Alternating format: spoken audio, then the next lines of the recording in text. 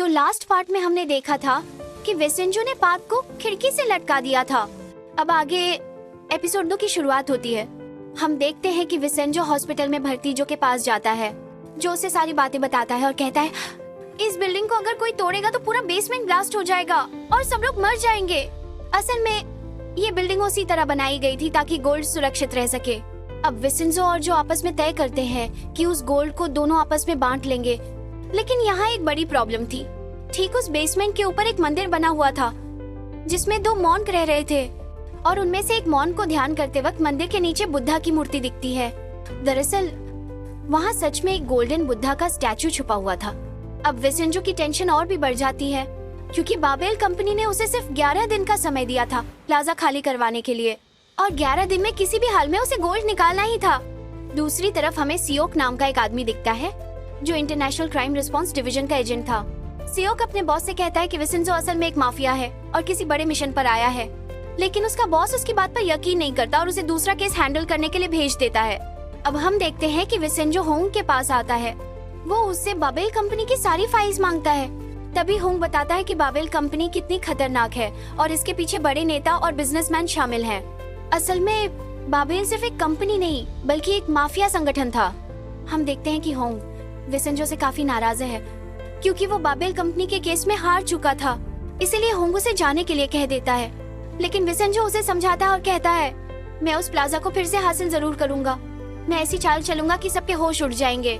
हालांकि होंग को उसकी बातों पर यकीन नहीं होता, लेकिन काफी समझाने पर वो बाबेल कंपनी की सारी फाइल्स उसे दे देता है। अब दूसरी तरफ हम योंग को देखते हैं। उसे पता चलता है कि फार्मास्यूटिकल कंपनी का एक रिसर्चर भाग गया है। ये सुनकर योंग काफी परेशान हो जाती है क्योंकि उसे डर था कि अगर वही रिसर्चर गवाह बनकर कोर्ट में खड़ा हो गया तो उसका केस हार जाएगा। अब कहानी में आती है एक नई किरदार, मियोंग। मियोंग एक प्रोसिक्यूटर है और बेहद शातिर भी। वो किसी के ऊपर भी झूठा इल्जाम लगा सकती है। उसका बॉस उसे एक केस डिसमिस करने के लिए कहता है।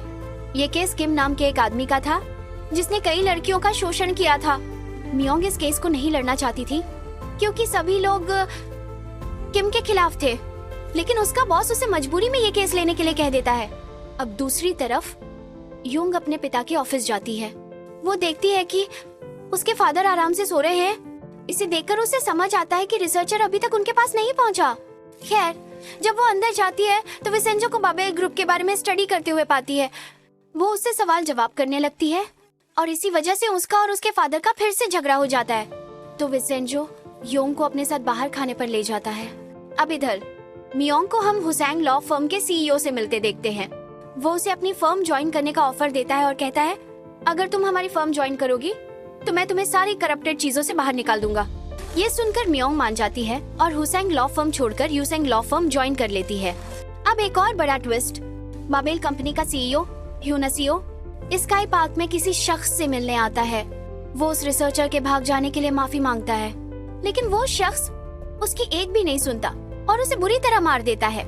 यहीं से हमें पता चलता है कि असली सीईओ ह्यूनसियो नहीं है बल्कि यह रहस्यमयी आदमी है जिसके बारे में हमें आगे कहानी में और पता चलेगा। अब आगे विसेंजो दियोक से मिलने जाता है। वो उससे कॉन्ट्रैक्ट कैंसिल करने के लिए प्यार से कहता है, लेकिन दियोक उसकी एक भी नहीं सुनता। तो विसेंजो उसे अपने तरीकों से समझाता है। और दूसरी तरफ रात में होंग और विसेंजो बैठकर कंपनी के बारे में बात करते हैं। होंग बताता है कि बाबेल कंपनी नोटिस भेजने के कुछ दिनों बाद ही बिल्डिंग खाली करवा देती है और इस काम में यूसेंग लॉ फर्म उनका साथ देती है। साथ ही दोनों ग्योचा का जिक्र भी करते हैं जिसे झूठे मर्डर केस में जेल हो गई थी। फिर हम हयान को देखते हैं जो अपने लॉयर और प्रोसिक्यूटर के साथ प्लाजा तोड़ने की प्लानिंग कर रहा था। क्योंकि ये सभी यूसेंग लॉ फर्म का हिस्सा थे, इसीलिए ये लोग बाबेल कंपनी का साथ दे रहे थे। तो दोस्तों, क्योंकि कंपनी डायरेक्टली बिल्डिंग को तोड़ नहीं सकती थी, इसलिए हयान ने एक खतरनाक आइडिया निकाला। उसने कहा हम सफाई के नाम पर मशीनें अंदर ले जाएंगे और धीरे धीरे सीलिंग्स को डैमेज कर देंगे और फिर बिल्डिंग अपने आप गिर जाएगी। लेकिन इस प्लान से लोगों की जान भी जा सकती थी, पर उन्हें इसकी जरा भी परवाह नहीं थी। हाँ, फर्क पड़ा तो सिर्फ योंग को, क्योंकि वो नहीं चाहती थी कि बेगुनाह लोगों की जिंदगी खतरे में पड़े। इधर हयान कंपनी के चेयरमैन से बात करता है। चेयरमैन साफ कह देता है कि बिल्डिंग गिराने का काम कल से ही शुरू हो जाएगा और ये पूरी बात वहीं बैठा जून सुन लेता है। जून फौरन भागकर योंग को सब बता देता है ये सुनकर योंग के होश उड़ जाते हैं। वो तुरंत अपने फादर के पास जाती है उन्हें समझाने के लिए, पर तभी उनके पास एक अर्जेंट कॉल आ जाती है और वो जल्दी से वहाँ से चले जाते हैं। वहीं मौजूद विसेंजो को योंग सब बता देती है कि कल रात 11 बजे बिल्डिंग गिरने वाली है। ये सुनकर विसेंजो की परेशानी और भी बढ़ जाती है। इधर प्लाजा में रह रहे सभी लोग बहुत बड़ी टेंशन में थे, क्योंकि उनकी पूरी जिंदगी उसी प्लाजा पर टिकी हुई थी। मगर वहीं बैठा विसेंजो बड़े आराम से अपने फोन में बिजी था, जैसे उसे किसी बात की परवाह ही न हो। लेकिन असलियत ये थी कि विसेंजो सब कंट्रोल कर रहा था। उधर म्योंग और हयान जब डिनर कर रहे थे, तभी उन्हें यह खबर मिलती है कि बाबेल कंपनी से एक रिसर्चर भाग गया है। ये सुनकर उनके भी होश उड़ जाते हैं। वहीं योंग जब प्लाजा की तरफ आती है तो रास्ते में उसे ढेरों बुलडोजर्स दिखाई देते हैं। उसे यकीन हो जाता है कि अब बिल्डिंग बचना नामुमकिन है। लेकिन जैसे ही वो प्लाजा पहुंचती है, उसका नजारा बिल्कुल अलग होता है, क्योंकि वहाँ पर जबरदस्त पार्टी चल रही थी और उसी पार्टी में मौजूद था सियोक, जो चुपचाप विसेंजो पर नजर रख रहा था।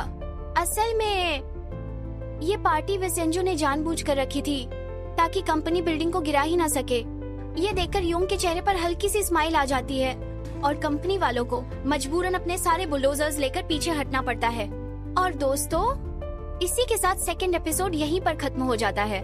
सो गाइस, अगर आपको ये एपिसोड पसंद आया हो तो वीडियो को लाइक और शेयर जरूर करना, और बाकी एपिसोड्स भी अगर चाहिए हो तो कमेंट में बताना मत भूलना। Thank you.